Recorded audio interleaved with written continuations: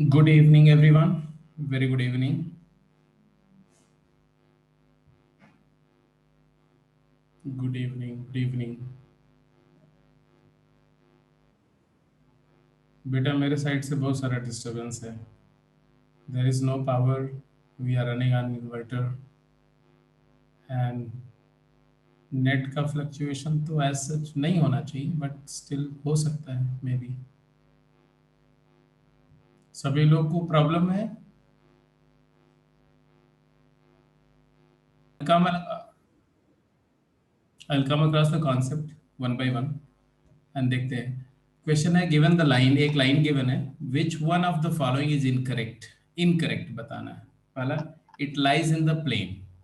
अब कोई लाइन किसी प्लेन के रिस्पेक्ट में कैसे कैसे हो सकती है.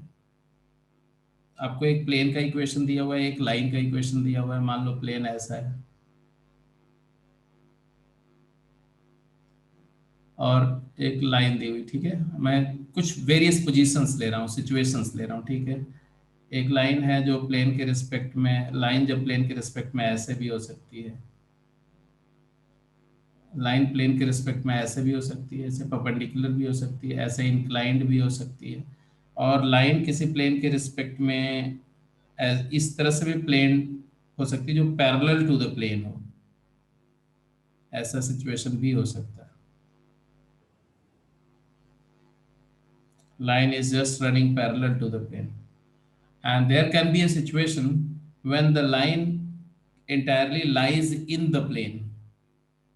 प्लेन में ही लाइन लाई कर रही है. ठीक है, तो ये चार केसेस को कैसे आइडेंटिफाई करेंगे, ये क्वेश्चन है. How to distinguish among these four cases. Plane का इक्वेशन अगर मान लो ऐसा दिया हुआ है, a x plus b y plus c z plus d zero, है ना. अगर ये प्लेन का इक्वेशन है तो ऑब्वियस सी बात है कि इसका जो नॉर्मल वेक्टर है, नॉर्मल वेक्टर का डायरेक्शन रेशियो होगा ए बी सी. इतना तो हम लोग वेक्टर इक्वेशन, कार्टेशियन इक्वेशन जब बता रहे थे तो हाँ सीख लिया था. तो यहाँ भी वही प्लेन है, a x plus b y plus c z zero या प्लस डी जीरो. यहाँ भी सेम प्लेन है. प्लेन का इक्वेशन वही मान के चल रहे हैं हम लोग. अब लाइन का इक्वेशन जो है, मान लो लाइन का इक्वेशन आपका है x minus x one upon alpha, या एल ले लो, l is equal to y minus y one upon m is equal to z minus z one upon n. ये मान लो लाइन का इक्वेशन है. ठीक है, तो लाइन अगर प्लेन के परपेंडिकुलर है, इसका मतलब है कि जो लाइन है, लाइन का वेक्टर, ये वाला वेक्टर क्या हो जाएगा, ये वेक्टर का डायरेक्शन रेशियो होगा एल एम एन, क्योंकि लाइन के अलाउ. यस. और नॉर्मल वेक्टर का एबीसी, और ये दोनों पैरेलल वेक्टर हो गए. अगर ये दोनों पैरेलल वेक्टर हो गए, इसका मतलब क्या हुआ भाई, इसका मतलब हुआ कि L upon A is equal to M upon B is equal to N upon C. A by L is equal to B by M is equal to C by N.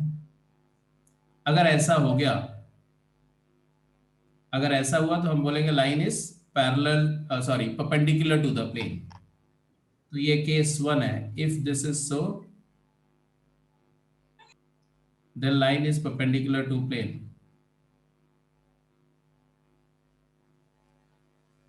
और अगर पैरेलल टू द प्लेन कैसे पता चलेगा बोलो. Plane का normal vector ये है और लाइन ऐसे है, तो लाइन का वेक्टर और प्लेन का वेक्टर भी परपेंडिकुलर हो जाएगा. अगर लाइन पैरेलल टू प्लेन है तो नॉर्मल वेक्टर के लाइन परपेंडिकुलर हो जाएगी. तो इसका मतलब है कि ये A B C direction ratio वाला जो वेक्टर है और एल एम एन जो लाइन की डायरेक्शन रेशियो है, ये दोनों का डॉट क्या होना चाहिए, जीरो. तो इस वाले केस में आ जाएगा A L plus B M. Yes, A L plus B times M plus C times N zero होना पड़ेगा. ये कौन सा केस है, ये केस टू है. Line is parallel to plane. और ये केस में तो लाइन और प्लेन के बीच में कुछ एंगल बनेगा, तो आप 90 डिग्री या जीरो के अलावा कोई भी एंगल अगर बन गया, ये एंगल थीटा निकाल लेना, आप पता चल जाएगा. ठीक है. अब तीसरा केस जो था वो केस था when line is contained in the plane, line lies in the plane. इस केस में क्या होगा, तो पैरेलल का ही केस है ये, क्योंकि अभी भी लाइन का वेक्टर और नॉर्मल वेक्टर का डॉट प्रोडक्ट जीरो होगा, लेकिन उसके साथ एक और कंडीशन है कि जो लाइन का पॉइंट होगा वो इसको सेटिस्फाई करेगा। तो अब इस केस के लिए हमारा दो कंडीशन होगा, एक कंडीशन होगा A L plus B M plus C N zero होना चाहिए, और x1 y1 z1 है ना, x1 comma y1 comma z1 जो लाइन का पॉइंट था वो प्लेन में ही लाई करेगा, x1 y1 z1 lies in the plane. तो आ जाएगा ax1 plus b y one plus सी जेड1 प्लस डी क्या होना चाहिए, जीरो। ये दो कंडीशन अगर फुलफिल हो रही है तो हम बोलेंगे कि लाइन प्लेन में कंटेन्ड है, कोइंसिडेंट है। ये कोइंसिडेंस की कंडीशन है, line coincides with the plane. ठीक है, अब ये तो कंसेप्चुअली मैंने समझाने की कोशिश करी, I hope you got it. बता दो बेटा, सबको समझ में आ रही बात कि नहीं है? ये सिचुएशन समझ में आ गई तीनों को? तीनों सिचुएशन समझ में आ गई? ओके, अब इस क्वेश्चन को आंसर करो, फटाफट आंसर होगा।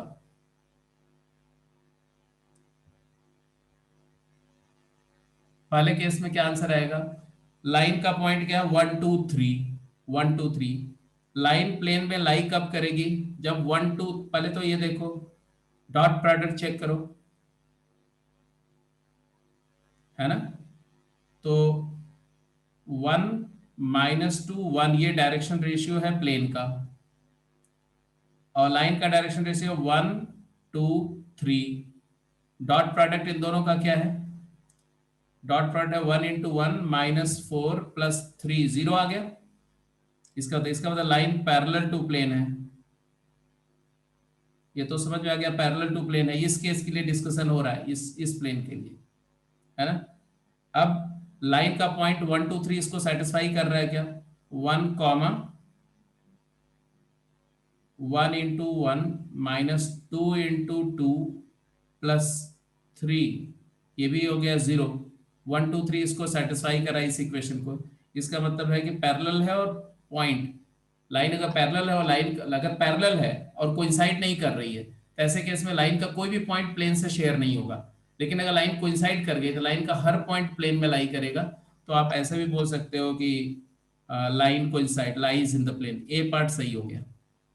एक दूसरा तरीका भी है, दूसरा तरीका क्या है कि लाइन का जनरल पॉइंट ले लो, what is general point of line, lambda लेकर के।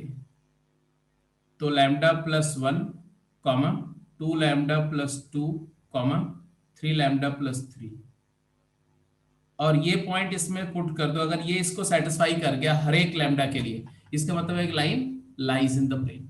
ये भी एक तरीका है। दोनों तरीके समझ में आ गए, A part is over. B part पे जाओ, बी पार्ट। बी पार्ट में क्या बोला आपने, it is same as line this, ये लाइन और ये लाइन दोनों लाइन सेम है। बोलो बेटा कैसे पता करते हैं कि दो लाइन सेम है, ये तो मैंने आपको बता दिया था।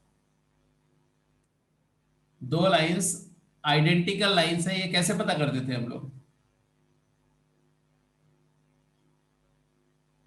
x-1/1 y-2/2 and z-3/3 and x/1 y/2 z/3, ये दोनों लाइन सेम लाइन है, ये कैसे पता करेंगे। तो पहले तो देखेंगे कि दोनों का डायरेक्शन रेशियो प्रोपोर्शनेट है, ये तो यहाँ सेम ही है, तो पैरेलल हो गई। अब इसके बाद क्या करेंगे, ए सी, इस वाली लाइन का पॉइंट क्या है, इसका पॉइंट है 1, 2, 3, और इसका पॉइंट क्या है 0, 0, 0। अगर ये ए पॉइंट है और ये सी पॉइंट है, तो ए सी वेक्टर और बी वेक्टर और डी वेक्टर देखना था। ए सी वेक्टर क्या है जी, तो ये i cap +2j cap +3k cap, negative of लिख सकते हो, negative of this. And B vector क्या है, वो भी है i cap +2j cap +3k cap, और सी वेक्टर भी वही है i cap +2j cap +3k cap. तीनों वेक्टर कोलिनियर है, देयरफॉर लाइंस आर सेम। अगर ये लाइन दोनों सेम नहीं होती, मान लो ये सिर्फ पैरेलल लाइंस होती, तब कभी भी लाइन, पहली लाइन का जो पॉइंट है ए और दूसरी लाइन का जो पॉइंट है सी, इनको ज्वाइन करने से जो लाइन सेगमेंट क्रिएट होती, और ये है बी वेक्टर, ये है बी वेक्टर राइट, और ये है डी वेक्टर, और ये ए सी थी, ये तीनों एक ही डायरेक्शन में नहीं हो सकते कभी भी पैरेलल लाइन के केस में। ये तीनों एक ही डायरेक्शन में तभी होंगे जब तीनों वेक्टर सेम हो जाए, कोई पैरेलल हो जाए, कोलिनियर हो जाए ऐसा। तो ये भी सही स्टेटमेंट, हमें इनकरेक्ट आइडेंटिफाई करना है। ए भी करेक्ट है और बी भी करेक्ट है। सी, इट पासेस थ्रू 2 3 5, तो ये तो सीधे 2 3 5 पुट करके इसमें देख लो। 2 - 1 / 1 1, 3 - 2 / 2 नो। तो 2 3 5 इसको सेटिस्फाई नहीं कर रहा है। ये 1 आएगा 2 पुट करने पर, इसमें 3 पुट करने पर ये हाफ आएगा, 5 पुट करने पर ये भी नहीं है। इसका मतलब है कि ये सी इनकरेक्ट है, C is incorrect. It is parallel to the plane this. अब ये प्लेन और ये लाइन पैरेलल है, तो डॉट प्रोडक्ट देख लो, 1 × 1, 2 × -2 एंड 3 × 1 सही है, तो पैरेललिटी ये सही है। तो ओनली इनकरेक्ट आंसर कौन सा इनकरेक्ट हुआ बोलो? हाँ बेटा, सी इज इनकरेक्ट। ठीक है जी, चलो अब आ जाते हैं जो एंगल बिटवीन लाइन का कॉन्सेप्ट था उसको। हाँ बोलो जी, क्या प्रॉब्लम है? करण, कर लो, नोट कर लो फटाफट जो भी नोट करना है बेटा। अगर किसी को कोई क्वेरी है तो पूछ सकता है, कुछ भी अनम्यूट करो और पूछ लो। अगर आपको कोई पॉइंट नहीं क्लियर है या कुछ भी कंसेप्चुअल दिमाग में कोई बात है, कोई चीज कम समझ में आई तो पूछो।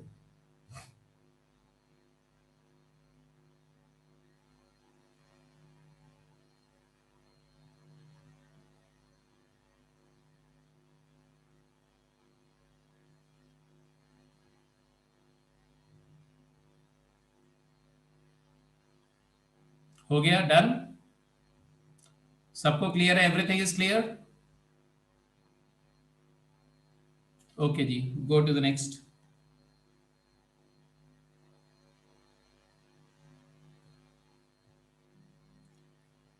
अब बात हो रही है कि सपोज वी हैव 2 लाइंस। अब ये सारा कॉन्सेप्ट आप देख चुके हैं, बट फिर से मैं बताते जाऊंगा। जहां पर आपको लगे कि ये बात नहीं क्लियर है या इस पे आप इलेबोरेट चाहते हैं तो वहां पर बोलेंगे, मैं उसको डिटेल करूंगा। अदरवाइज मैं जस्ट मान के चलूंगा कि मैं रिवाइज कर रहा हूँ, ठीक है? जो प्राइमरी सबसे पहला लेक्चर था 3D का, उसमें क्या डिस्कशन हुआ था कि दो लाइन के बीच जो एंगल है वो उनके कॉरेस्पॉन्डिंग वेक्टर्स के बीच एंगल है, डायरेक्शन वेक्टर्स के बीच एंगल है। तो angle between two lines are, because the angle between two lines is same as the angle between their direction vectors. Therefore, suppose we are given two line L1 r is equal to a plus lambda b, तो direction vector इसका b है। इसी को हम x - x1 by L1 Cartesian form में ऐसा लिख रहे हैं, मतलब a वेक्टर तुम्हारा x1 y1 z1 पॉइंट का पोजीशन वेक्टर है, और b जो है वो L I cap L1 i cap M1 j cap N1 k cap है। जैसे ही मैं लिखूं तो तुरंत आप इंटरप्रेट कर लिया करो कि कार्टेशियन फॉर्म में ये है तो वेक्टर फॉर्म में ये है सर। सेकंड है c प्लस म्यू डी, तो c वेक्टर का कंपोनेंट है x2 y2 z2 and d का कंपोनेंट है l2 m2 n2। So if theta is the angle between them, then theta is actually the angle between B and D. Theta is actually the angle between vector B and vector D. जैसे मान लो ये दो lines है ऐसे, तो obvious सी बात है कि इस लाइन के अलोंग वेक्टर B है और इसके अलोंग वेक्टर D है। तो हम क्या करेंगे जी, हम क्या करेंगे, एक स्पेस में कोई भी पॉइंट ले लेंगे। मान लो ये D वेक्टर है और ये C पॉइंट से पास कर रही है, और ये A पॉइंट से पास करी जिसका पोजीशन वेक्टर A है और इसका वेक्टर B है।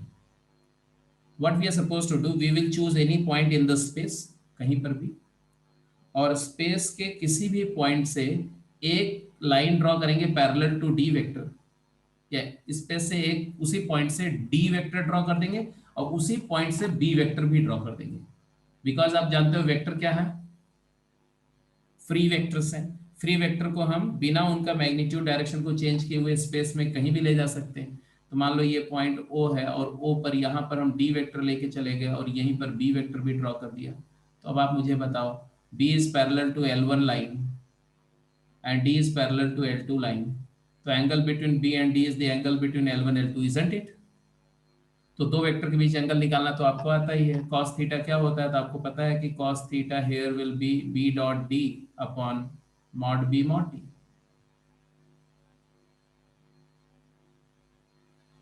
That is B cap dot D cap। तो थीटा आ गया cos inverse of B cap dot D cap। और यही चीज हो जाएगी, क्या हो जाएगा ये बेटो, cos inverse of B dot D क्या होगा बेटा, B dot D। B vector का डायरेक्शन जैसे L1 M1 N1 L2 M2, L1 L2 plus M1 M2 plus N1 N2, isn't it? Clear है ना? और ये मैग्नीट्यूड B, तो ये हो जाएगा L1 square M1 square N1 square का सब, and another one is L2 square M2 square N2 square का सब। ये हो गया तुम्हारा थीटा। क्लियर है? और यहीं से हम ये भी पता कर सकते हैं कि कब लाइन पैरेलल होगी, कब परपेंडिकुलर होगी, कब कोइंसाइड करेगी। तो अब यहां से कंडीशन ऑफ पैरेललिज्म वगैरह लिखते जाएं फटाफट। यही वेक्टर D और यही B और AC, यही तीन वेक्टर हैं जो सब कुछ डिसाइड करेंगे। AC मतलब पहले लाइन का पॉइंट A, दूसरे लाइन का पॉइंट C से एक वेक्टर बन रहा है CA या AC, जो भी बोलो, C माइनस A। और D vector direction ratio of the second and B direction ratio of the first. ये तीनों वेक्टर का टुगेदर जो कंपैरिजन है उसी से सारी कंडीशन डिफाइन करेंगे। Everything will be defined by that. तो इन तीनों वेक्टर को ध्यान से समझो। पहला क्वेश्चन का आंसर करो, find the angle between these two vectors, quick जल्दी। ये दोनों लाइंस के बीच एंगल क्या है, क्विक जल्दी बताओ।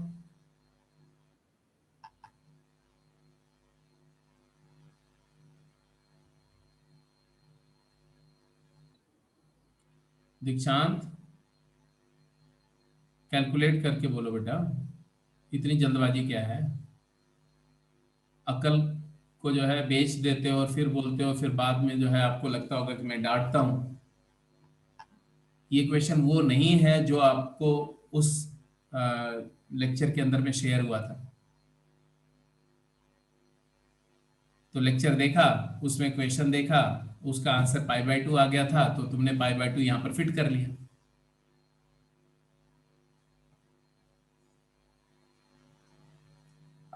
डायरेक्शन रेशियो के तीनों पॉजिटिव है और तुमने कैसे जीरो, जीरो कब होता है, जब डॉट प्रोडक्ट जीरो होगा। यहाँ पर कभी देख के अंधा भी बता सकता है कि डॉट प्रोडक्ट जीरो नहीं हो सकता है।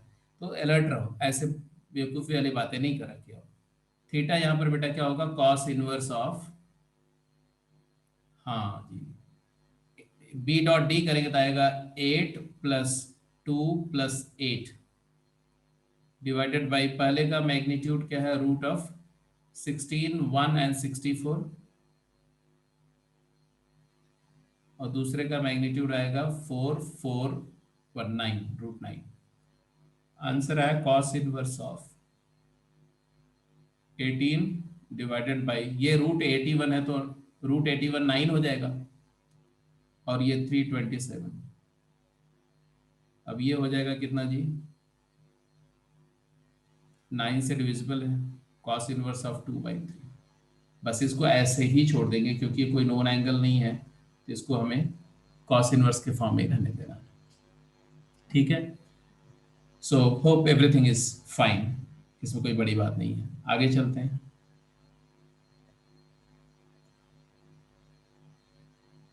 नाइन्टी आंसर नहीं है, वो पिछले जो क्वेश्चन था उसका आंसर है, जो एक्चुअली उस शीट में था। Condition of parallelism of lines. अब दो लाइंस हैं, पैरेलल कब होंगी भाई, जब दो लाइंस पैरेलल होंगी तो उनके वेक्टर्स भी पैरेलल होंगे। जब दो लाइंस परपेंडिकुलर होंगी तो उनके वेक्टर्स भी परपेंडिकुलर होंगे, राइट? तो वही उनके डायरेक्शन वेक्टर्स का पैरेललिज्म की कंडीशन से निकाल लो। तो लाइंस पैरेलल कब होंगी, जब B और D पैरेलल हो जाएंगे। तो लिख दो when B is equal to KD, B is equal to KD if B and D are parallel, or L1/L2 is equal M1/M2 equal N1/N2। I hope ये अच्छी तरह से सबको समझ में आ गया होगा। तो ये स्ट्रेट फॉरवर्ड है, इसमें ज्यादा कुछ मुझे करना नहीं, आगे चलो। के नॉन जीरो होना चाहिए obviously. Condition of coincidence of line, दोनों लाइन कोइंसाइड कब करेंगी, दोनों लाइन सेम कब होंगी, ये भी आपको पता है। कोइंसाइड तब करती हैं जब वो पैरेलल होने के साथ साथ उनका दोनों का पॉइंट भी उसी वेक्टर के अलाउंग हो जाए, दोनों को पॉइंट को ज्वाइन करने वाला वेक्टर। तो सी माइनस ए, बी और डी तीनों कोलिनियर होने चाहिए। तो लिख दो कोइंसाइड कब करेंगे, जब सी माइनस ए, ये देखो दोनों लाइन सेम हो गई, तो इसी पर सी पॉइंट है, इसी पर ए पॉइंट है, यही वेक्टर बी के अलोंग है, यही डी के अलोंग है। तो सी माइनस ए, बी और डी तीनों एक ही अलोंग होंगे। तो b is equal to k d equal to lambda c minus a. इसी को ऐसे भी लिख सकते हैं L1/L2, M1/M2, N1/N2 ये रेशियो सेम होंगे, है ना। जो रेशियो L1/L2 होगा वही M1/M2 होगा, वही N1/N2 होगा। और साथ के साथ में जो पहले लाइन का पॉइंट है वो दूसरे लाइन को भी सेटिस्फाई करेगा। तो फर्स्ट लाइन के इक्वेशन में सेकंड लाइन का पॉइंट सेटिस्फाई कर दो, तो x2 minus x one by L1, y2 minus y1 by M1, z2 minus z1 by N1। That's it. तो ये दो condition together will give you the condition of coincidence. And condition of perpendicularity, perpendicularity की condition क्या है भाई, दोनों line के vectors perpendicular होंगे तो dot product L1 L2 plus M1 M2 plus N1 N2 zero हो जाएगा। तो B और D वेक्टर परपेंडिकुलर हो जाएंगे, ये B वेक्टर ऐसे है, D वेक्टर ऐसे है, तो B डॉट D जीरो या ऐसे। अब एक बार मुझे बता दो कि इसमें कोई डाउट है, इसमें किसी भी पॉइंट में कोई डाउट है किसी को, तो मैं सबकी ओपिनियन ले रहा हूं, किसी को भी किसी भी पॉइंट पर डाउट है तो आपको बता देना है, क्योंकि ये दोबारा नहीं डिस्कस होगा, this is once for all.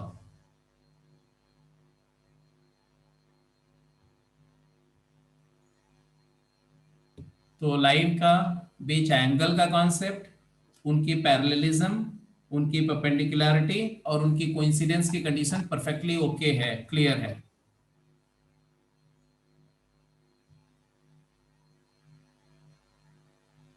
सभी लोग की रिप्लाई चाहिए।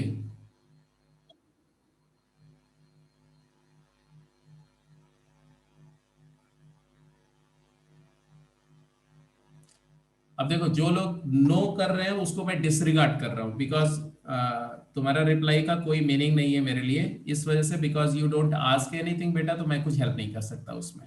ठीक है, तो आप सभी लोग नो बोल दो, क्या फर्क पड़ता है, जब तक आप पूछेंगे नहीं तब तक मैं आपकी हेल्प नहीं कर पाऊंगा।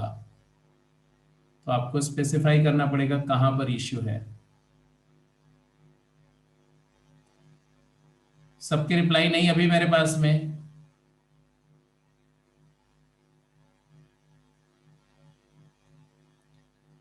कोइंसिडेंस वाला बता दूंगा, तो बेटा इतना मिन्नत करने के बाद बताने का बात नहीं होता ना, आपको एक बार अपने आप बोलना चाहिए, क्योंकि ये तुम्हारे कैरियर का सवाल है ना। अगर आपको मैं नहीं पूछता, नहीं दो बार बोलता, नहीं ओपिनियन लेता, पोल नहीं करता, तो फिर तो आप तो ऐसे भूखे मर जाते। तो ये आपके नुकसान किसका होगा, आपका होगा, इस बात को आप लोग समझा करो। ये देखो, ये दो लाइन है, यही line L1 equal to zero है और यही line L2 equal to zero. Coincidence का मतलब क्या होता है, दोनों ओवरलैप कर गई एक दूसरे पर। इसका मतलब क्या है, इस लाइन पर कहीं पॉइंट ए रहा होगा जिसका पोजीशन वेक्टर ए है, और इस लाइन के अलोंग इसका वेक्टर बी है, क्योंकि यही line R is equal to A plus lambda B है। और इसी लाइन पर कहीं पर पॉइंट सी होगा, दूसरी वाली लाइन, क्योंकि यही वेक्टर है C प्लस म्यू डी। तो C और इसी के अलावा कोई D वेक्टर भी होगा, है ये बात मानते हो कि नहीं मानते हो? अगर R is equal to A plus lambda B, R is equal to C plus mu D, अगर ये दोनों लाइन सेम है तो A पॉइंट भी यहीं कहीं है, C भी यही है, B भी इसी के अलाउंग है और D भी इसी के अलाउंग है। तो A और C को ज्वाइन करने वाला जो वेक्टर होगा ये भी तो इसी के अलाउंग होगा। तो इसका मतलब है कि ए सी वेक्टर, बी वेक्टर और डी वेक्टर क्या होंगे, कोलिनियर होंगे। ये तीनों वेक्टर कोलिनियर होंगे, तब लाइन कोइंसिडेंट हो जाएगी। बट अगर कोइंसिडेंट ना हो और सिर्फ पैरेलल लाइंस हो तब क्या होगा, वो मैं तीन चार बार बता चुका हूं कि ए और सी को ज्वाइन करने वाला जो लाइन या वेक्टर मिलेगा AC वेक्टर, ये AC वेक्टर अगर दोनों लाइन पैरेलल हैं तो AC वेक्टर बी और डी तो कोलिनियर होंगे, बी वेक्टर और डी वेक्टर कोलिनियर होंगे, but AC will not be collinear with B and D, AC will neither be collinear with B nor with D. तो ये parallelism का case है, parallel line का case है। तो पैरेलल लाइन और कोइंसिडेंट लाइन में यही डिफरेंस है। अब बताओ समझ में आ गया शिवानी?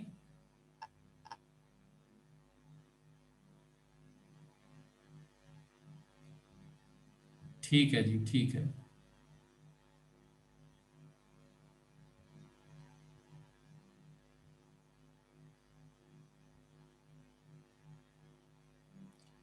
अभी भी I haven't got the reply off around 9 students. तो 9 बच्चे ऐसे हैं जो ना तो हाँ बोल रहे हैं ना तो ना बोल रहे हैं, तो गॉड ब्लेस देम। क्वेश्चन देखिए, बोल रहे हैं find the equations of two lines through origin which intersect the line first at an angle π/3। Origin से पास करने वाली दो लाइंस का इक्वेशन पूछ रहे हैं जो इस लाइन को 60 डिग्री एंगल पे कट कर रही हो। चलो इस क्वेश्चन को सॉल्व करो। इसको सॉल्व करने के लिए मैं आपको 5 मिनट का टाइम देता हूँ, 5 मिनट। ठीक क्वेश्चन है और देखो आप क्या करते हैं, सॉल्व करिए फटाफट।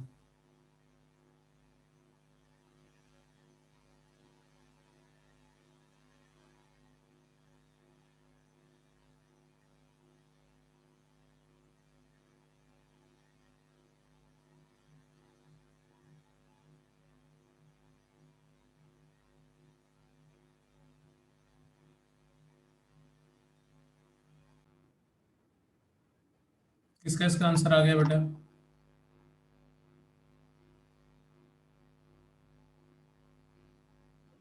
x/1 y/2 and z/-1। दो लाइन है बेटा, तो दोनों लाइन का तो बताओ।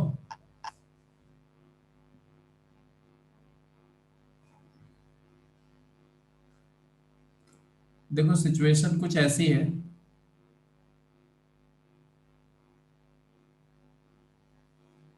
मान लो ऐसी 3 डायमेंशनल स्पेस है और यहाँ ऐसे कोई एक लाइन है और ओरिजिन से पास करने वाली दो लाइंस हैं जो इस लाइन के साथ सेम एंगल बना रही, ऐसे। तो ऑब्वियस सी बात है कि ये एंगल π/3 है दिया हुआ है और ये एंगल भी π/3 है, तो डेफिनेटली ये एंगल भी π/3 होगा, तीनों एंगल π/3 होगा।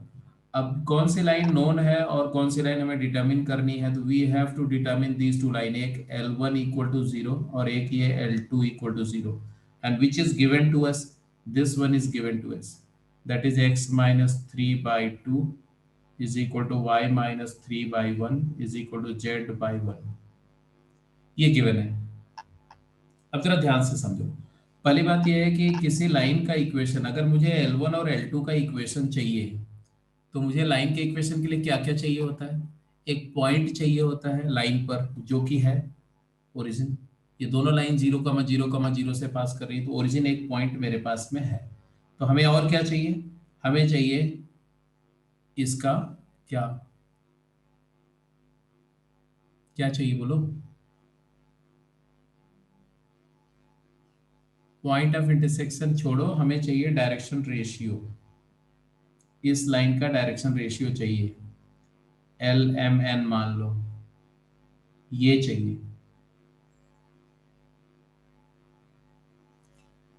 तो बेसिकली हमें वेक्टर चाहिए, मतलब डायरेक्शन रेशियो चाहिए। अब मान लो ये पॉइंट, ये तो ओरिजिन है तो क्लियर है, ये पॉइंट मान लो A है और ये पॉइंट मान लो B है। अगर मेरे को A या B का पॉइंट ऑफ इंटरसेक्शन मिल गया, जैसा कि दिशांत ने बताया, A मिल गया या B मिल गया, तो डायरेक्शन रेशियो मिल जाएगा, राइट? ए और बी मिलने की बात हो रही है, तो ध्यान से, इसमें अच्छी बात यह है कि दोनों पॉइंट इसी लाइन पर हैं। इस लाइन पर कोई पॉइंट को हम ले सकते हैं, मान लो ये लैम्डा है, तो ए पॉइंट का कोऑर्डिनेट हम क्या ले सकते हैं?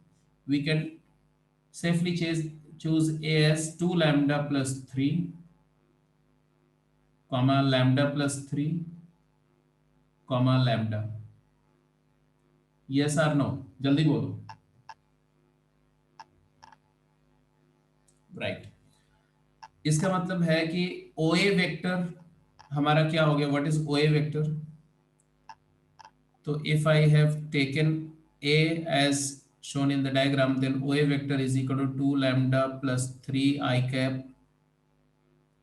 plus lambda plus 3 j cap plus lambda k cap. And A B के अलॉन्ग वेक्टर, इस लाइन के अलॉन्ग वेक्टर क्या है. ए बी के along vector, A B vector क्या है. It is 2 I cap plus j cap plus k cap. It is not exactly AB vector. It is a vector along AB, है ना. Vector along AB. Let us name it. इसको name कर देते हैं. मान लो इस वेक्टर को B vector मान लेते हैं या D वेक्टर मान लेते हैं और इस वाले को A वेक्टर मान लेते हैं, है ना. तो ऑब्वियस सी बात है कि ये A डॉट D क्या होना चाहिए. इन दोनों के बीच एंगल क्लियर है, π/3 है. तो क्या आ गया, बोलो. cos π/3 क्या आ गया. एंगल बिटवीन लाइंस के बीच cos π/3 is equal to A dot D upon mod A mod D, mod of A vector mod of D vector. इसको सॉल्व करके लैम्डा डिटरमिन करो, जल्दी करो, क्विक. तो here half is equal to A dot D क्या आ गया, बोलो. 2 lambda 4 lambda plus 6 plus lambda plus 3 plus lambda over under root of क्या, मॉड ए का होल स्क्वायर, मॉड ए इंटू मॉड डी. तो मॉड ए क्या आ गया, 2 लैम्डा प्लस 3 का स्क्वायर प्लस लैम्डा प्लस 3 का square plus lambda square and mod D क्या है, √6. This is what you have obtained. अब आप सिंप्लीफाई करो इसको फटाफट जल्दी से. इसी को सॉल्व करना है, लैम्डा डिटरमिन करना है. बहुत बड़ा काम नहीं रह गया, बहुत सिंपल काम है. फटाफट जल्दी से वर्कआउट करो. तो क्या आया यहाँ पर देखो. एक तो सबसे पहले ये क्या है, ये 4 lambda square plus lambda square plus lambda square 6 lambda square. तो न्यूमरेटर मैंने बोला इट इज हाफ ही रहने दो इसको. यहाँ पर क्या आएगा 4 2 6 लैम्डा प्लस 9. 6 लैम्डा प्लस 9 का मतलब क्या हो गया, 6 लैम्डा प्लस 9 ऐसे रहने दिया. मान लिया इधर क्या आ गया जी, 6 लैम्डा स्क्वायर प्लस यहाँ पर आ गया 12 lambda plus 6 lambda 18 lambda and plus 9 plus 9 18. तो √6 कॉमन ले सकते हैं. √6 into √6 into under root of lambda square plus 18 lambda था तो 3 lambda plus 3. It is so. I hope now it is easy to calculate and simplify. क्या हो गया जी,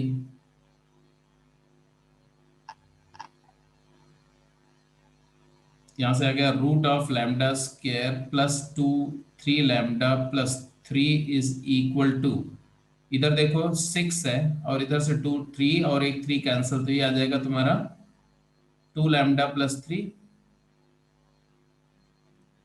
check it out. यही है कि कुछ और है.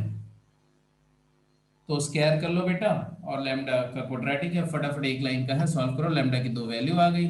Lambda square plus 3 lambda plus 3 is equal to 4 lambda square plus 12 lambda plus 9. And from here yes yes yes आ गया 3 lambda square plus 9 lambda plus 6 0. Actually lambda square plus 2 lambda 3 lambda plus 2 0. तो lambda की value -1 lambda plus 1 into lambda plus 2 0. तो lambda की दोनों value आ गई -1 and -2. अब लैम्डा की जब वैल्यू आ गई तो ए पॉइंट का कोऑर्डिनेट मतलब ए और बी दोनों का कोऑर्डिनेट आ गया, है ना. क्योंकि लैम्डा की दो वैल्यू मतलब ऐसे दो पॉइंट होंगे, मतलब ऐसी दो लाइन ओरिजिन से होंगी जो π/3 एंगल बना रही होंगी.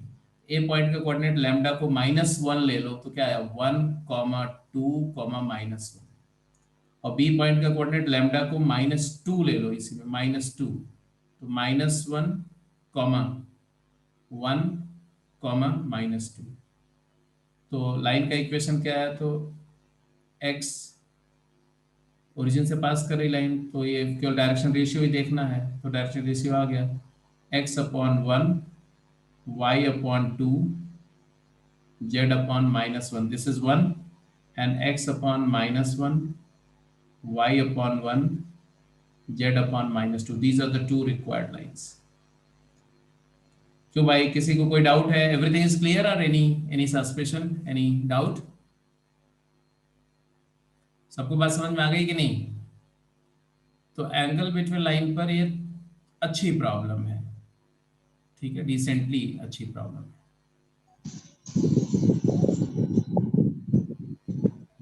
सर 2 मिनट इन लोगों से बात कर सकता हूँ? हाँ जी श्योर। आप लोग बहुत सारे लोग आज डाउट क्लास में नहीं थे, क्यों? हाँ करण बोलो, करण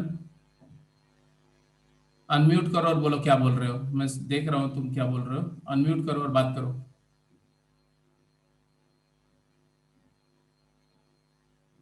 अरे यार अनम्यूट करो, बात करो ना, तुम जो सजेस्ट कर रहे हो उसी पर मैं डिस्कस कर रहा हूँ ना। इक्वेशन थ्रू 2 पॉइंट से भी कर सकते थे, जैसे sir x minus x1 divided by x1 minus किसके x2 लिए, वाले से किसके लिए, किसके लिए? इक्वेशन फाइंड करनी थी ना सर लाइन की। बिल्कुल। तो इक्वेशन फाइंड करनी थी लाइन की, तो उसके लिए 2 पॉइंट चाहिए तो होंगे ना, 2 पॉइंट थे कहाँ हमारे पास में थे? एक ओरिजिन है सर, एक ओरिजिन है, वो तो बिल्कुल सही, दूसरा पॉइंट कौन सा था? जो भी हमने फाइंड किया सर। हाँ, तो जब फाइंड कर लिया बेटा ये, तब तो सोचने की जरूरत नहीं ना, तब तो इक्वेशन थ्रू टू लाइन बोलो, या ये बोलो कि 0 0 से पास कर रही है, और ये 1 2 3 है, तो ये वेक्टर का ये डायरेक्शन वेक्टर नहीं मिल गया? 1 2 -1 ही तो डायरेक्शन रेशियो हो गया इस लाइन का, और हाँ जी। -1 -1 -2 इसका डायरेक्शन रेशियो हो गया, तो जरूरत ही नहीं था वो सब टू पॉइंट फॉर्म बोलने की जरूरत नहीं था। बट उससे भी कर सकते हैं, ऐसा कुछ नहीं, 2 पॉइंट फॉर्म से भी कर सकते हैं, 1 पॉइंट फॉर्म से भी कर सकते हैं, कोई दिक्कत नहीं। एनीवे आगे चलें, क्लियर है सब?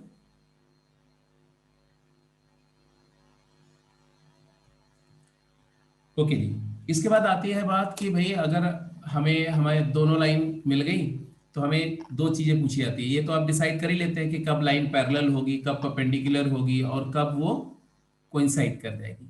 बट आपसे ये भी पूछा जाता है कि दो लाइन जो है वो आ, कब एक ही प्लेन में होगी, ऐसे कोप्लेनर लाइंस बोलते हैं ना, ऐसे जो इनका प्लेन सेम हो, ऐसा ऐसा करके, है ना?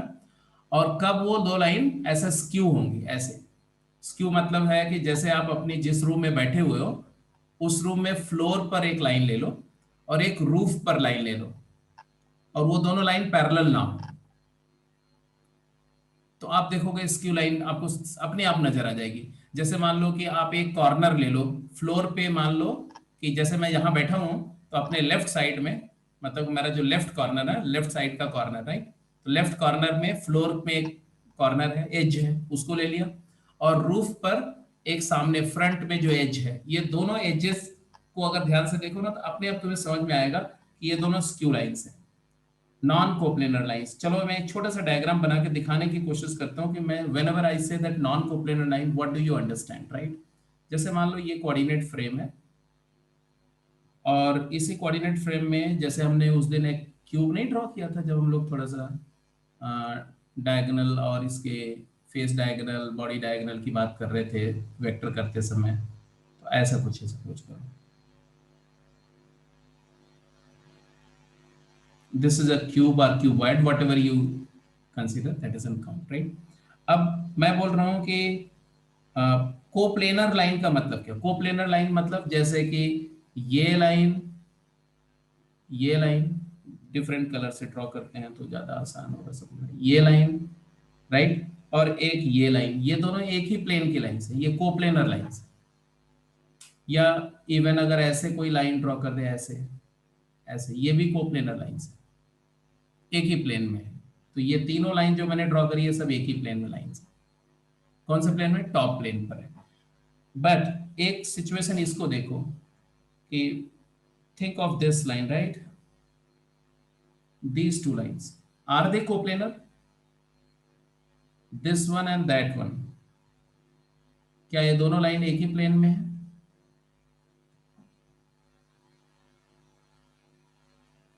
ये और ये येलो लाइन, नो, ये दोनों एक प्लेन में नहीं है, क्योंकि जब ये दोनों लाइन को एक्सटेंड करोगे ना, इस लाइन को एक्सटेंड करोगे तो it will go along x axis जा रही है, और जबकि वो दूसरी वाली लाइन जो हमने ड्रॉ करी है वो एक्स एक्सिस के पैरेलल एक प्लेन है, उसमें है,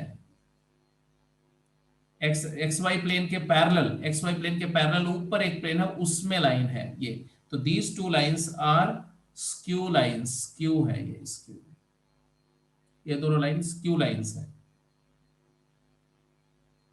क्योंकि ना तो ये पैरेलल है, ये पैरेलल नहीं है, ये तो आप सभी देख रहे हो, और ना ये इंटरसेक्टिंग है। पैरेलल नॉर्मली एक ही प्लेन में दो लाइन अगर लेते हो, सेम प्लेन में दो लाइन लेते हो, तो अगर वो पैरेलल है तो अच्छी बात है, अगर पैरेलल नहीं है तो इंटरसेक्ट करेंगे।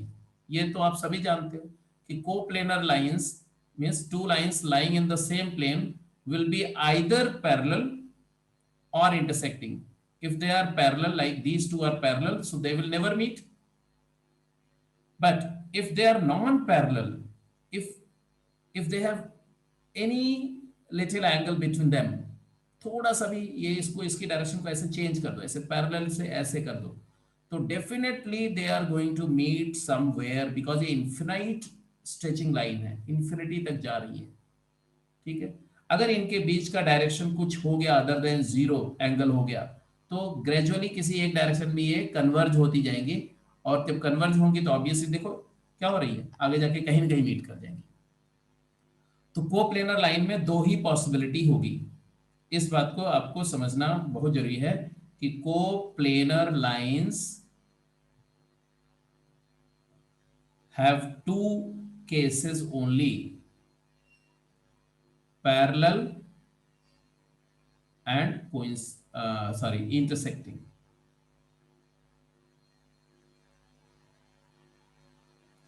Parallel or coincident.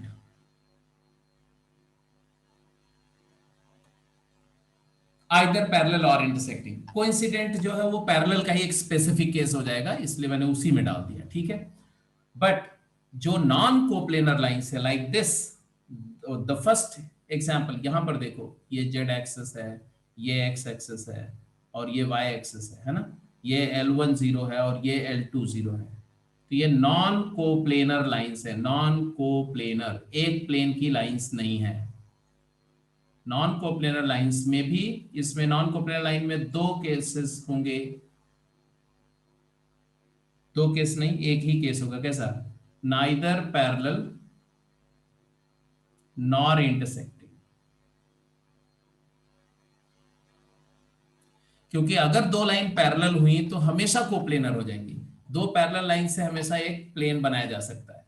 तो नॉन कोप्लेनर लाइन मतलब वो पैरेलल तो हो ही नहीं सकती, कभी भी पैरेलल नहीं हो सकती, they are not parallel lines, और लेकिन वो इंटरसेक्ट भी नहीं करेंगे क्योंकि उनके प्लेन ही अलग है, जब दोनों प्लेन एक दूसरे के पैरेलल हो कभी नहीं मीट करेंगे, तो इस बात का ध्यान रखना, ठीक है। और इनके बीच हमेशा ये जो डिस्टेंस है, ये देख रहे हो, ये इन दो, ये वो पाथ है जो इन दोनों लाइन के वेक्टर के परपेंडिकुलर है। जेड एक्सिस जो है एक्स के भी परपेंडिकुलर है और ये वाई के भी परपेंडिकुलर है, ठीक है। तो ये मान लो पहली लाइन L1 लाइन जैसे है, मान लो अब ये तो एक्स वाई जेड को एक सेकंड के लिए भूल जाओ, I don't say that this is x axis and this is y axis, this is z axis, let it be just like a cube और ऐसा कुछ है। तो ऑब्वियस बात है कि ये एक लाइन L1 है तो इसके अलांग कोई वेक्टर होगा, मान लो इसका वेक्टर b है, और इस वाले लाइन का अलांग वेक्टर कोई है, उसका वेक्टर d है मान लो, है ना। तो ये जो डायरेक्शन है, ये कौन सी डायरेक्शन है, ये वाली, ये डायरेक्शन का क्या पाथ होगा, क्या डायरेक्शन होगा, b क्रॉस d, क्योंकि ये b L1 के भी परपेंडिकुलर है और L2 के परपेंडिकुलर है, इसी को शॉर्टेस्ट डिस्टेंस की डायरेक्शन बोलते हैं, shortest distance line, shortest distance line between L1 and L2, between L1 equal to 0 and L2 equal to 0 is B cross D। L1 जो है वो है R is equal to A plus lambda B है बेटा, और L2 जो है वो R is equal to C plus mu D है। वही जनरल दो केस जो लेके चल रहे हैं उसी का। ठीक है जी। तो अब हमें बेसिकली इस आर्टिकल में हम लोग क्या डिस्कस करने जा रहे हैं, यही पता करना है हमें पता करना है कि लाइन इंटरसेक्टिंग है या लाइन पैरेलल है, मतलब लाइन कोप्लेनर है या नॉन कोप्लेनर है। अच्छा जी, अगर नॉन कोप्लेनर है तब तो स्क्यू लाइंस होंगी, वो कभी नहीं मीट करेंगी। और अगर कोप्लेनर है तो दो केस होगा, या तो पैरेलल होंगी या तो इंटरसेक्टिंग होंगी। अगर पैरेलल होंगी तो कोई पॉइंट कॉमन नहीं आएगा, इंटरसेक्टिंग होंगी तो उनका कोई एक इंटरसेक्शन पॉइंट आएगा, तो वो इंटरसेक्शन पॉइंट निकालने के लिए भी बोला जा सकता है। तो व्हाट आर द क्वेश्चंस? दो लाइंस के लिए आपके पास क्या क्वेश्चन है? फॉर टू लाइंस, मान लो एक L1 लाइन है गिवन, लिखते जाओ, given two lines L1 R is equal to A plus lambda B and L2 equal to 0, that is R is equal to C plus mu D। अभी मैं vector form में मान लो दिया हुआ है, और हमें क्या चाहिए? हमें चाहिए इनका पॉइंट ऑफ इंटरसेक्शन। तो हमें क्या क्या क्वेश्चन करना, पहला डिसाइड करना क्या, to decide whether they are coplanar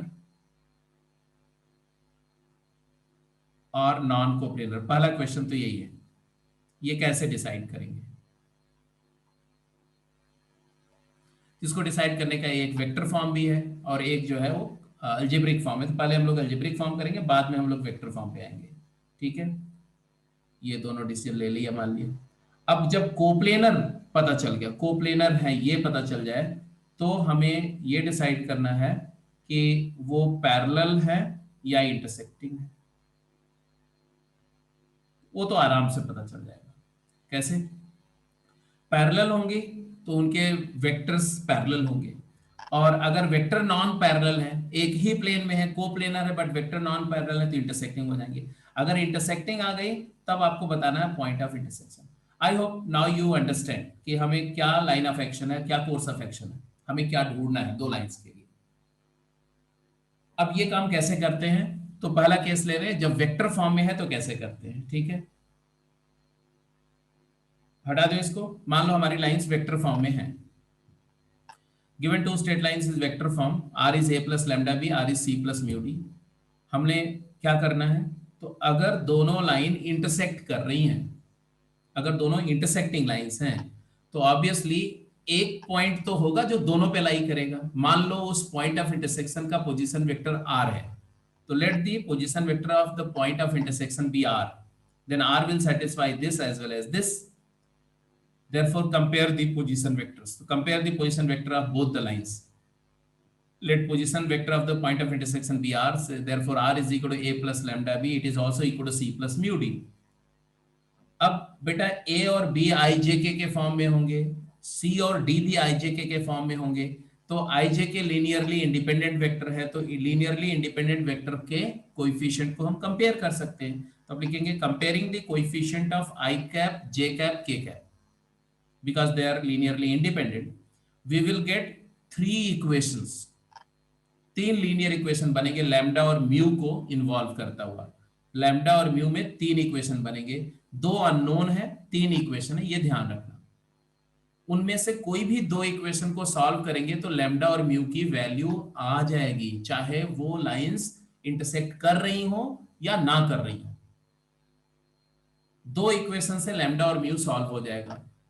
अब जो लैम्डा और म्यू की वैल्यू ऑब्टेन हुई, अगर वो लैम्डा म्यू की वैल्यू तीसरे वाले इक्वेशन को सेटिस्फाई कर रही है, इसका मतलब है कि तीनों इक्वेशन को सेटिस्फाई करता हुआ मुझे एक लैम्डा या म्यू का वैल्यू मिल गया, मतलब एक पोजीशन वेक्टर मिल गया। तो हम लिखेंगे if the value of lambda mu obtained satisfy the third equation, then the lines will be intersecting, and for the obtained lambda we will get the position vector of the point of intersection। this is the three step process।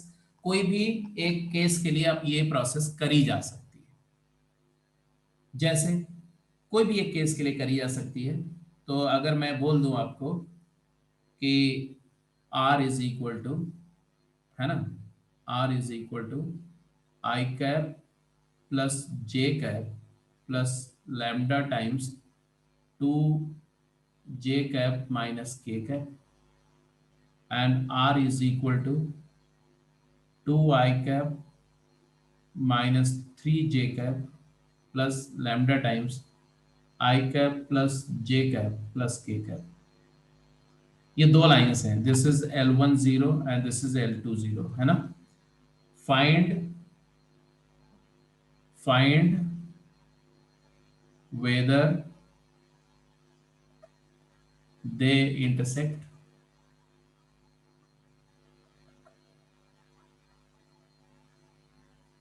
and thus point of intersection. चलो क्या करेंगे, फटाफट करो. तो हमने कुछ नहीं किया, ये दोनों पोजीशन वेक्टर्स को हम कंपेयर करेंगे, ये पोजीशन वेक्टर और इसको कंपेयर करेंगे. तो कैसे करेंगे जी, तो पहले तो देखो, तो 2 लैम्डा आई कैप, ऐसे देखो आई कैप प्लस 2 लैम्डा प्लस 1 जे कैप माइनस लैम्डा के कैप. दूसरे में क्या है, दूसरे को म्यू ले लो, लैम्डा मत लेना यहाँ पर, म्यू ले लो, म्यू. हाँ जी, दूसरे में क्या है बेटा, फटाफट जल्दी बोलो. तो म्यू प्लस टू आई कैप प्लस म्यू माइनस 3 जे कैप प्लस म्यू के कैप. अब हमने कंपेयर करना है, तो यहां से कंपेयर करके एक तो आ गया आई कैप का कोएफिशिएंट, कंपेयर किया तो म्यू की वैल्यू आ रही, mu plus 2 is equal to 1. तो निकालते जाओ फटाफट. तो म्यू की value, mu plus 2 is equal to 1, तो म्यू की वैल्यू -1 आ गई. और 2 lambda plus 1 is equal to mu minus 3, तो 2 लैम्डा प्लस 1 की वैल्यू, म्यू की वैल्यू -1 -3 -4 आ गई. तो यहाँ से लैम्डा की वैल्यू -5/2 आ गई. और तीसरी कंडीशन क्या है, ये पहला इक्वेशन था, ये दूसरा इक्वेशन था, तीसरा इक्वेशन क्या आ रहा है, तो minus lambda is equal to mu, which is not true. Minus lambda is actually 5/2 and it is equal to mu -1 not. तो can't be possible. इसका मतलब क्या हुआ कि obtained value of lambda by mu does not satisfy the third condition. So lines are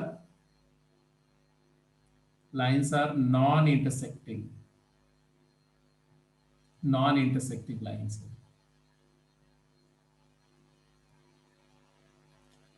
अब जरा देखो, non intersecting में दो है, स्क्यू होगी तो भी नॉन इंटरसेक्टिंग है ना, और पैरेलल लाइंस होंगी तो भी नॉन इंटरसेक्टिंग है.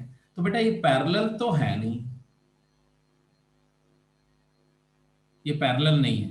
क्यों?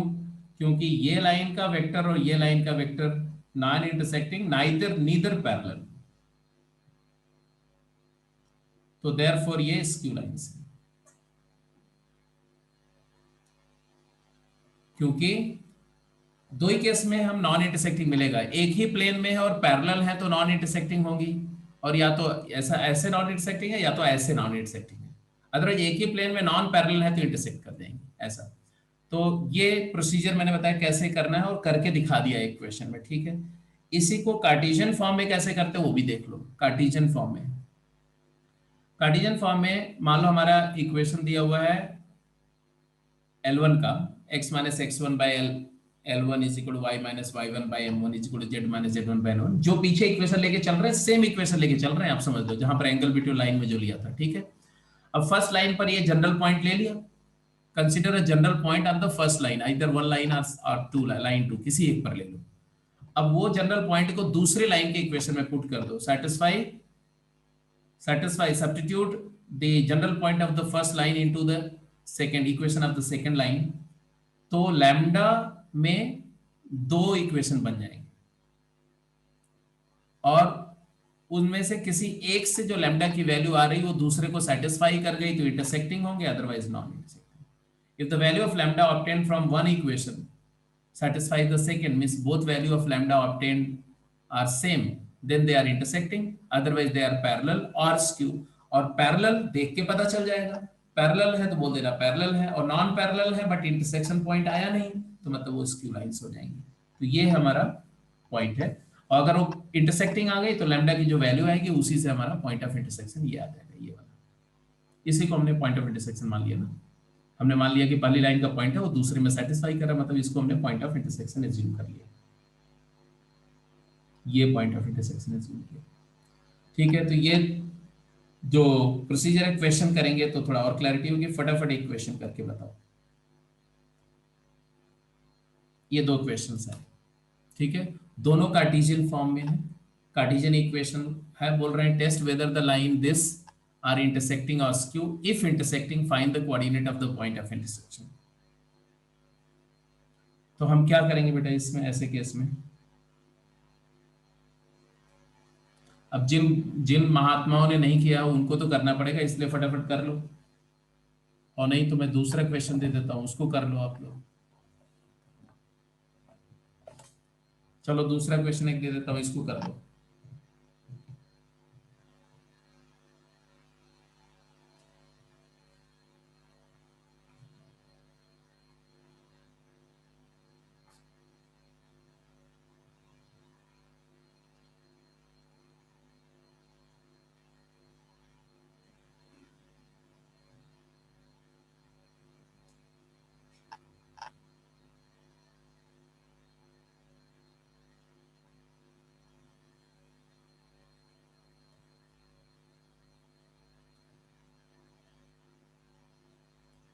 या जो लोग कर चुके हैं, जो लोग कर चुके हैं उनके लिए अलग क्वेश्चन दे रहा हूं, बाकी लोग ये करेंगे, ठीक है। एक सी पार्ट में दे रहा हूं, जो लोग कर चुके हैं उनके लिए, right.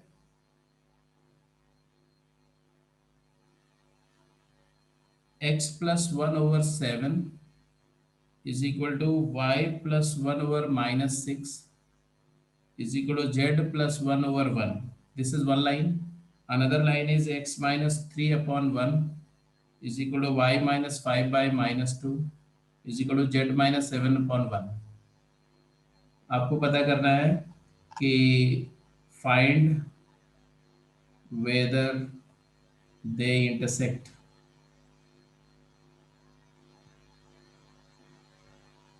or not, and whether they are coplanar or not.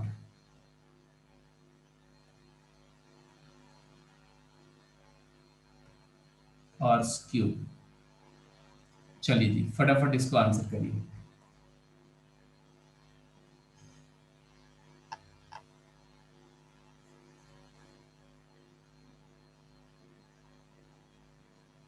अब पहले केस में बोल रहे test whether this line and this line intersecting, और हमें कार्टेशियन मेथड से करना है, तो हमने फर्स्ट लाइन पर एक पॉइंट ले लिया है ना, any point of the first line can be taken as, consider this as lambda ना, तो आ जाएगा लैम्डा कॉमा 2 लैम्डा प्लस 2 कॉमा 4 lambda plus 3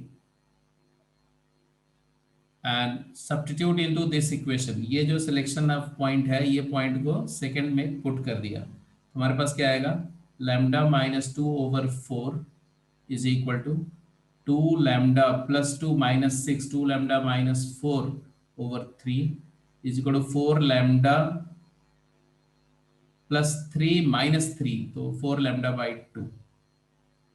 now if you solve it, तो ये देखो ये लास्ट वाला जो है ये तो बेसिकली लैम्डा ही आ गया, 2 लैम्डा आ गया, तो मैं फर्स्ट और लास्ट को कंपेयर करता हूं तो मेरे को क्या मिलेगा, lambda minus 2 is equal to 4 lambda, 8 lambda.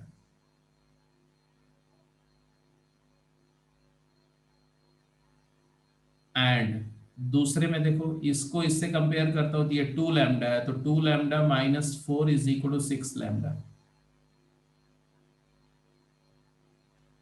यहां से आ गया तुम्हारा क्या, lambda is equal to 2/7 minus 2/7, whereas यहां से क्या आ गया बेटा, लैम्डा इज इक्वल टू -1।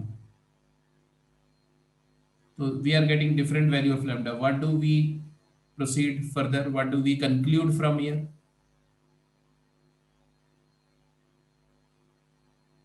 बोलो, they are non-intersecting line but not parallel, intersecting भी नहीं है and non-parallel, नॉन पैरेलल कैसे पता चला हमें? क्योंकि इनके वेक्टर्स जो है अलग अलग डायरेक्शन में। Yes, and therefore they are skew lines. Skew lines आ गया, ए पार्ट क्लियर हो गया। ऐसे ही बी पार्ट पे जाओ, बी पार्ट में भी ऐसे ही कर सकते हैं। If I consider this as lambda, any point on this is lambda plus 1 comma 2 lambda plus 4 comma 3 lambda, और इसको सेटिस्फाई किया तो मेरे पास आया lambda plus 3/4 is equal to 2 lambda plus 1/3, 3 lambda plus 1/4 equal to है, इक्वल टू। अब यहां से दो इक्वेशन बना लिया, फर्स्ट और लास्ट से इक्वेशन आ गया क्या, lambda plus 3 is equal to 3 lambda plus 1, तो यहां से 2 lambda is equal to 2 and lambda equal to 1 आ गया। अब ये लैम्डा इक्वल टू 1 जो है हमने पुट कर दिया, सेटिस्फाई कर रहा है पूरे को, लैम्डा 1 पुट किया तो ये भी 1 आ गया, और ये भी 1 आ गया, और ये भी 1 आ गया, तो इक्वालिटी होल्ड करे, लैम्डा इक्वल टू 1 आ गई, मतलब है lines are intersecting, lines are intersecting, और पॉइंट ऑफ इंटरसेक्शन भी आ गया। पॉइंट ऑफ इंटरसेक्शन क्या है, ये जो मैंने एज्यूम किया था यही है, लैम्डा को 1 पुट कर दो, तो 2,6,3 is the point of intersection, 2, 6, 3। तो it's so simple, it's not difficult at all. हाँ, सी वाला आपने बिल्कुल सही निकाला आ रहा हो बेटा, नॉन इंटरसेक्टिंग लाइन से, स्क्यू लाइन से बेसिकली। तो ऐसे हम सी में डिसाइड कर लेंगे बेटा, ये स्क्यू लाइंस आ जाएंगी, क्योंकि पैरेलल तो नहीं है तो क्लियर है। अगर नॉन इंटरसेक्टिंग आ गई है ना, पैरेलल नहीं है तो दो ही बात होगी, या तो कुछ न कुछ इनके बीच एंगल है तो या तो इंटरसेक्ट करेंगे, अगर एक ही प्लेन में होंगी तो इंटरसेक्ट करेंगे, और नॉन कोप्लेनर होंगी तो स्क्यू हो जाएंगी। That's it. सो कंफर्टेबल जी, यहां तक कॉन्सेप्ट में कंफर्टेबल हो, कोई दिक्कत तो नहीं किसी को? सारे बच्चे रिप्लाई करेंगे, ऑल ऑफ यू।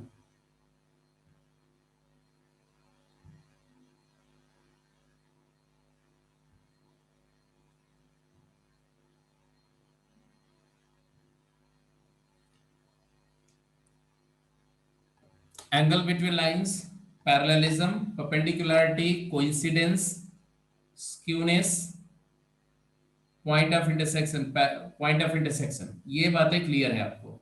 कोप्लेनर है, नॉन कोप्लेनर है, ये सारे बातें आप डिटरमिन कर सकते हो, उस पर बेस्ड क्वेश्चन कर सकते हो। मतलब अब सिर्फ रह जाता है अपन लोगों को क्या डिस्कस करना, कि अगर दो लाइन पैरेलल है तो उनके बीच का सेपरेशन कैसे निकालें। अगर दो लाइन स्क्यू है, ऐसे स्क्यू लाइंस है, एक इधर से पास करे एक इधर से पास करे, तो इनके बीच का शॉर्टेस्ट डिस्टेंस कैसे मेजर करें।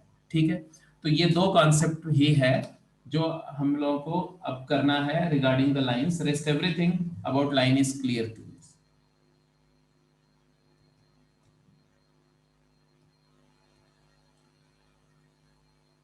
अब कंडीशन ऑफ कोप्लेनारिटी बस 5 मिनट में और लूंगा, क्योंकि थोड़ा सा डिस्टरबेंस हुआ था शुरू में। ठीक है, तो आप थोड़ा पेशेंस रखो 5 मोर मिनट्स के लिए। कंडीशन ऑफ कोप्लेनारिटी कि 3 लाइन कोप्लेनर कब होंगी। अब इसके लिए बेटा थोड़ा सा आप इसको देखने की कोशिश करो। ठीक है जी, सिचुएशन ऐसी है, मेरे पास में मॉडल नहीं है, अदरवाइज मैं मॉडल से दिखाता तो ज्यादा अच्छा होता। इधर देखो, ऐसे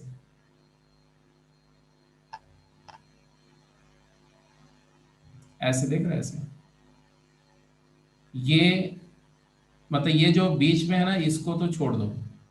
ठीक है, सिर्फ अभी ऐसे देखो, ऐसे ये 2 लाइंस हैं। अब 2 लाइन अगर ऐसे हैं, ऐसे बिल्कुल पैरेलल हैं, तो ये एक ही प्लेन में है। ठीक है, ये एक ही प्लेन में है। ऐसे देखोगे तो आपको वो सेम प्लेन दिखेगा, ऐसा, राइट। अब जब अब एक ही प्लेन में रखते हुए, सेम प्लेन में रखते हुए अगर मैं थोड़ा टिल्ट कर दूं, ऐसे देखो, ऐसे अब एक ही प्लेन में है, बट ये कुछ एंगल है इनके बीच में, है ना। वो एंगल आपको समझ में आएगा जब ऐसे करेंगे, तो एक ही प्लेन में समझ में आ रहा है, और सेम प्लेन में अगर एंगल है तो कहीं ना कहीं इंटरसेक्ट करेंगे, आगे चल करके कहीं ना कहीं इंटरसेक्टिंग हो जाएंगे। तो parallel, non intersecting, coplanar but having some angle. Coplanar मतलब जब इनके जो इनके बीच, इनके वेक्टर के बीच कुछ एंगल हुआ तो ये कहीं ना कहीं इंटरसेक्ट करेगी। बट अगर मैं ऐसे कर देता हूं, ऐसे ट्विस्ट कर देता हूं, अब ये एक प्लेन में नहीं रह गई, ये देखो, they are not in the same plane. Although देखो, दोनों दोनों देखो, दोनों के बीच कुछ एंगल दिख रहा है आपको, दोनों के बीच एंगल दिख रहा है ना, एंगल दिख रहा है, बट स्टिल ये सेम प्लेन में नहीं है, क्योंकि अगर ऐसे रोटेट कर दूंगा तुम्हें दिखेगा कि ये दोनों अलग अलग प्लेन में, एक ऊपर से जा रही है, एक नीचे से जा रही है, ये स्क्यू है। तो हमें कैसे पता चलेगा ये तीनों कंडीशन क्या है? तो देखो, अगर एक ही प्लेन में होंगे, एक प्लेन में होंगे, तो बी वेक्टर, डी वेक्टर और ए सी, वो वेक्टर भी तो सेम प्लेन में होंगे। तो आप फटाफट लिखो कोप्लेनारिटी की condition. Two straight lines in the space can be oriented in three ways. पहला, पैरेलल और कोप्लेनर, पैरेलल और कोप्लेनर। भाई अगर पैरेलल है तो कोप्लेनर है, इसमें कोई डाउट नहीं है। तो इसके लिए बी और डी कोलिनियर कर दो बस, B equal to k D. Non parallel and coplanar, parallel तो नहीं है बट एक ही प्लेन में है तो डेफिनेटली इंटरसेक्टिंग है, तो coplanar parallel, coplanar non parallel, मतलब इंटरसेक्टिंग हो गया। और तीसरा नॉन कोप्लेनर, ये दोनों कोप्लेनर हैं, ये नॉन कोप्लेनर है। नॉन कोप्लेनर मतलब पैरेलल हो ही नहीं सकते हो, नॉन पैरेलल नॉन इंटरसेक्टिंग मतलब नॉन कोप्लेनर लाइन, और उन्हीं को स्क्यू लाइंस बोलते हैं। हमें कैसे पता चलेगा ये तीनों कंडीशंस को डिस्टिंग्विश कैसे करेंगे? तो हमने बोला था तीन वेक्टर, c माइनस ए, पहले लाइन का पॉइंट ए, दूसरे का c माइनस ए वेक्टर, b वेक्टर और d वेक्टर। अगर दोनों लाइंस पैरेलल हैं बट कोप्लेनर नहीं है, सॉरी पैरेलल हैं, अगर दोनों लाइन पैरेलल हैं तो उसमें कोई डाउट नहीं है, b is equal to k d, या L1 by L2 is equal to M1 by M2 is equal to N1 by N2। तो ऐसे लिख दिया मैंने, ठीक है। अभी मैं वेक्टर वाली कंडीशन लिख रहा हूं, साथ के साथ में मैं दूसरी कंडीशन भी लिख दूंगा। तो पहले आप ये पहली वाली कंडीशन क्लियर है? पहली वाली कंडीशन यस और नो, पैरेलल होने की कंडीशन क्लियर है, b is equal to k D. इसमें भी दो केस में कोइंसिडेंस एंड नॉन कोइंसाइडिंग, वो वाला केस अलग से कर देंगे। फिर नॉन पैरेलल एंड इंटरसेक्टिंग, अगर पैरेलल नहीं है, कोप्लेनर है, तो इंटरसेक्ट करेंगे, उसकी कंडीशन क्या आएगी? तो कोप्लेनारिटी की कंडीशन क्या होगी? जब ये तीनों, जब दोनों लाइन एक ही प्लेन में होंगी, तो ये जो सी पॉइंट ए पॉइंट से जो वेक्टर बनेगा वो वेक्टर, और डी वेक्टर और बी वेक्टर, तीनों वेक्टर एक ही प्लेन में होंगे। अगर तीनों वेक्टर कोप्लेनर होंगे तो उनका एसटीपी जीरो होगा, इसलिए यहां लिखा हुआ c minus a b d zero, c minus a dot b cross d zero, but b is not equal to k d, लिख दिया मैंने। B d and c minus a are coplanar, मतलब ऐसी सिचुएशन है कि कहीं ना कहीं ये इंटरसेक्ट कर जाएंगे।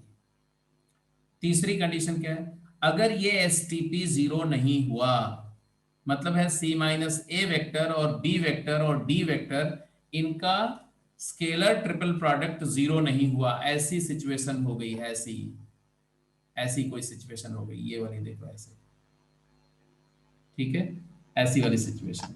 तो ये बी वेक्टर है और ये डी वेक्टर है और ये शॉर्टेस्ट डिस्टेंस है इनके बीच की, तो ए सी वेक्टर इधर से ऐसा कहीं टेढ़ा सा होगा, तो ये तीनों एक प्लेन में नहीं है, तो उनका एसटीपी नॉन जीरो होगा। तो एसटीपी नॉन जीरो लिख दिया। अब तीनों केस की कंडीशंस मैं बता रहा हूं आपको, देखो इसमें c माइनस ए मतलब x2 minus x1, y2 minus y1, z2 minus z1, और b मतलब l1 m1 n1, और d वेक्टर मतलब उसके कंपोनेंट l2 m2 n2, ये डिटर्मिनेंट जीरो। बट ये दोनों लाइन मल्टीपल नहीं है ना, ये दोनों लाइन, क्योंकि ये दोनों मल्टीपल हो जाएंगे तो भी ये डिटर्मिनेंट जीरो हो जाएगा, बट इस केस में मल्टीपल नहीं है, मतलब L1 by L2, M1 by M2 और N1 बाई N2, ये तीनों रेशियो इक्वल नहीं है। Not all three, these three are not all equal. हाँ जी, तब ये इंटरसेक्टिंग का केस हो गया, इंटरसेक्टिंग लाइंस। इस केस में क्या है बेटा? इस केस में क्या है? L1 by L2 is equal to M1 by M2 is equal to N1 by N2 है, तो STP तो यहां भी जीरो होगा, STP यहां भी जीरो होगा, तो C माइनस A और B और D का STP यहां भी जीरो होगा। क्यों? क्योंकि इस केस में ये दो रोज आइडेंटिकल हो जाएंगी, तो वजह अलग होगी। यहां पर STP जीरो होने की वजह क्या होगी कि R2 and R3 become identical. यहां पर एसटीपी जीरो होने की वजह क्या है? R2 R3 आइडेंटिकल नहीं है, स्टिल जीरो है, ठीक है। और जब ये तीनों रो आइडेंटिकल हो जाएंगी, R1 R2 R3, तब उस केस में कोइंसिडेंट लाइंस हो जाएंगी, कोइंसिडेंट लाइंस। इसमें इस डिटर्मिनेंट डेल्टा का, ये डेल्टा मान लो इसको, तो delta has all three rows are identical. Identical मतलब ज्यादा से ज्यादा वो स्केलर मल्टीपल के फॉर्म में होंगी, ठीक है। अगर दो रो आइडेंटिकल हैं, तीसरी डिफरेंट है, तो पैरेलल नॉन कोइंसिडेंट। तीनों आइडेंटिकल हैं तो कोइंसिडेंट। और अगर तीनों नॉन आइडेंटिकल हैं तो उस केस में ये इंटरसेक्टिंग लाइंस, ना इंटरसेक्टिंग लाइंस। और अगर भाई ये दोनों केस में हम डेल्टा जीरो बोल रहे हैं, और अगर डेल्टा जीरो नहीं है, if delta is not equal to zero, मतलब सी माइनस ए और बी और डी का एसटीपी नॉन जीरो है, तब skew lines, then it is skew lines. तो स्क्यूनेस की कंडीशन क्लियर हो गई।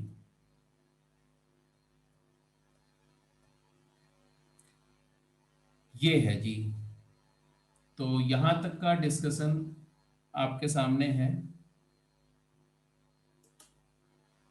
राइट। अब अगर स्क्यू लाइंस हैं, अगर ये स्क्यू लाइंस है, हमें पता चल गया, तो दो चीजें पूछी जाएगी। एक तो पूछा जाएगा कि इनके बीच की जो शॉर्टेस्ट डिस्टेंस है ये कैसे डिटरमिन करेंगे, ठीक है। तो ये अब आज की क्लास में तो मैं करूंगा तो बहुत टाइम लग जाएगा, आपको थोड़ा सा ज़्यादा टाइम लग जाएगा, है कुछ नहीं, बिकॉज ये डायरेक्शन जो है वो B क्रॉस D की डायरेक्शन है।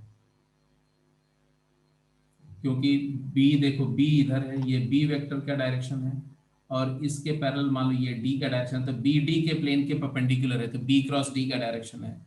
इस पर एक पॉइंट A है, इस पर एक पॉइंट C है, तो जो AC वेक्टर ना, ये वाला, इसी AC वेक्टर का प्रोजेक्शन ले लो B क्रॉस D के, तो शॉर्टेस्ट डिस्टेंस क्या है? इट इज प्रोजेक्शन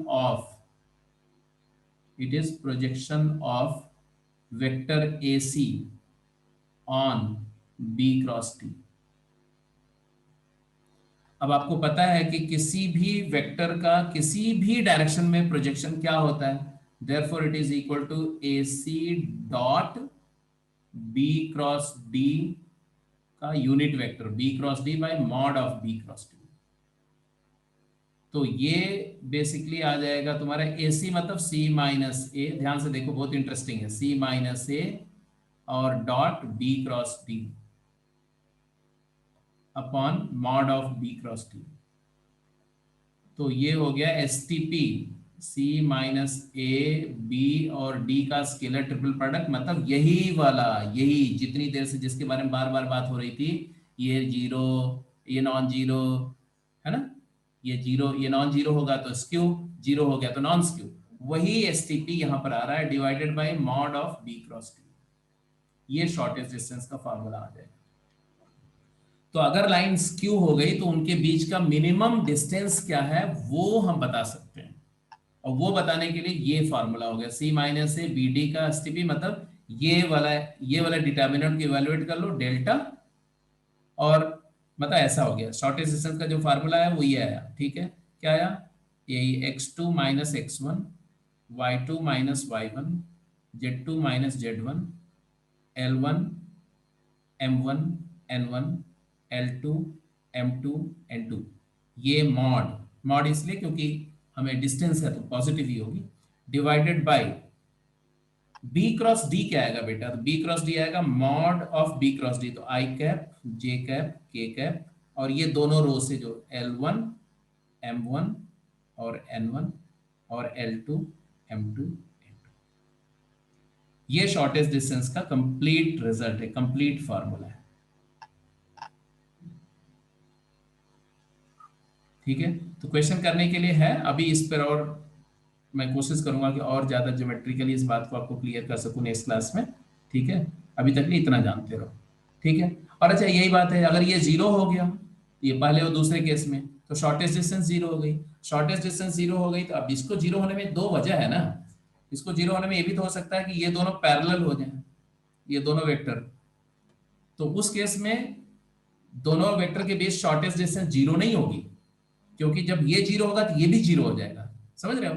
जब दोनों लाइन पैरेलल हो जाएंगी तो ऊपर न्यूमरेटर भी जीरो हो जाएगा, डिनोमिनेटर भी जीरो हो जाएगा, तो जीरो बाय जीरो हो जाएगा। जब जब शॉर्टेस्ट डिस्टेंस के फॉर्मूले में जीरो बाय जीरो फॉर्म आएगा, इसका मतलब है कि लाइंस या तो पैरेलल है या तो कोइंसिडेंट है, स्क्यू नहीं हो सकती, पैरेलल या कोइंसिडेंट है। बट अगर केवल जीरो आ गया, न्यूमरेटर जीरो हो गया, डिनोमिनेटर जीरो नहीं हुआ, इसका मतलब है कि क्लियरली एक ही प्लेन में इंटरसेक्टिंग लाइंस है। तो इसी फार्मूले से सारा कुछ डिटरमिन होगा। ठीक है, इंटरसेक्टिंग होगी तो ऑब्वियसली शॉर्टेस्ट डिस्टेंस जीरो हो जाएगी। तो ये है कंडीशन ऑफ कोप्लेनारिटी एंड स्क्यूनेस। ठीक है, तो आज की क्लास को यहीं पर क्लोज कर रहे हैं। फिर से मैं कोप्लेनारिटी और पैरेलल लाइन के बीच का डिस्टेंस का एक छोटा सा वीडियो आपको शेयर कर दूंगा, उसको देख के रखेंगे। अगली क्लास में हम उन्हीं पर सम्स करेंगे और प्लेन के बारे में करेंगे, इक्वेशन ऑफ प्लेन वगैरह करेंगे। ठीक है, तो इस क्लास को यहीं पे क्लोज कर रहा हूं बेटा। But yes, 3D is about to end. By the end of this week end हो जाएगी, ऐसा हम सोच रहे हैं। हो सकता है एक आध लेक्चर आगे जाए, बट इसी वीक में 3D खत्म हो जानी चाहिए, राइट। दूसरी बात यह है कि कल मैं फिर से डाउट सेशन ले सकता हूं, ऑल्दो आपका एक ही दिन कर दिया गया है, लेकिन कल का वही डाउट सेशन के टाइमिंग फिर से ले सकता हूं, प्रोवाइडेड कि आप पहले क्वेश्चन करो। क्वेश्चन करने में क्या क्या है मैंने आपको बता दिया। एक textual exercise 1 2 3 4 1 2 3 sorry, textual exercise 1 2 3 end game 1 2 3 question करेंगे। अगर आप डाउट सवेरे तक पोस्ट करेंगे तो मैं दोपहर में डाउट लूंगा, अदरवाइज मैं कोई डाउट नहीं लूंगा। और उसके बाद डाउट या जो भी है वो पेरेंट पीटीएम के बाद ही मैं डिसाइड करूंगा, क्योंकि आप लोग इतनी लापरवाही से काम कर रहे हो जो मतलब आपके लिए बहुत नुकसानदायक है, मेरे लिए तो क्या है। ठीक है, तो इसका ध्यान रखेंगे। तो let's close the call today, मिलते हैं नेक्स्ट क्लास में। ठीक है, गुड नाइट, बाय।